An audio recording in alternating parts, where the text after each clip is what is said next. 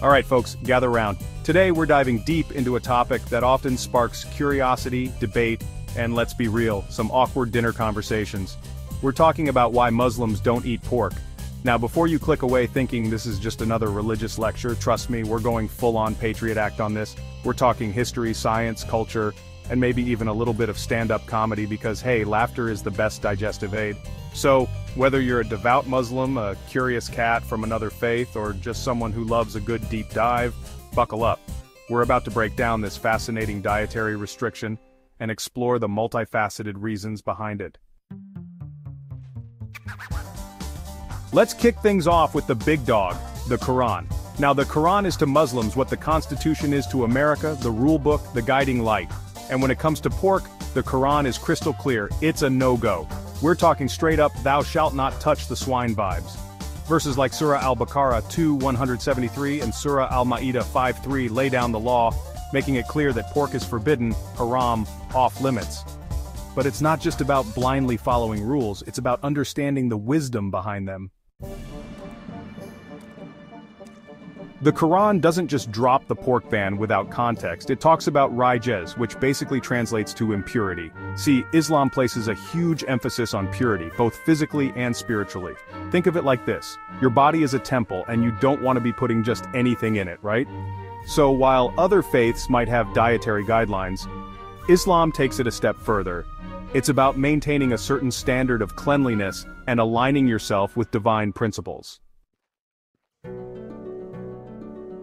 Okay, let's talk science. Now I'm no doctor, but even I know that pork can be a bit of a health hazard. We're talking parasites like trichinella, which can lead to some seriously nasty infections.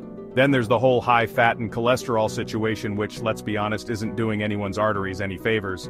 And don't even get me started on the toxins and the whole industrial farming mess. Look, I'm not saying you're gonna keel over from a single bacon strip, but the health risks are real.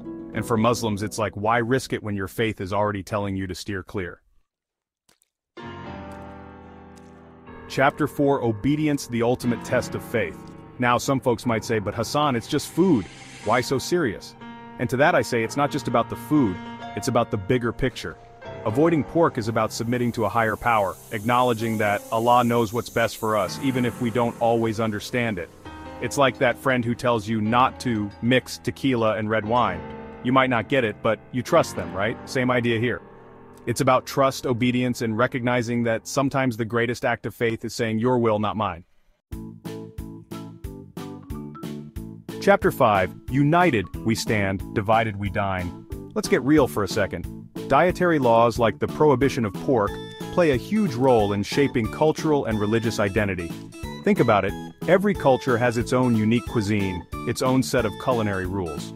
For Muslims, avoiding pork is about preserving that identity, about maintaining a connection to their faith and their community. It's about saying this is who we are, and this is what we believe in. It's about solidarity, fam. Chapter 6, Kosher Connections, Pork Ban Across Faiths. Here's a fun fact, the pork prohibition isn't unique to Islam. Our Jewish brothers and sisters have been saying no to swine for centuries. Even early Christians had their reservations about pork. We're talking Leviticus 11:7-8 in the Torah, folks.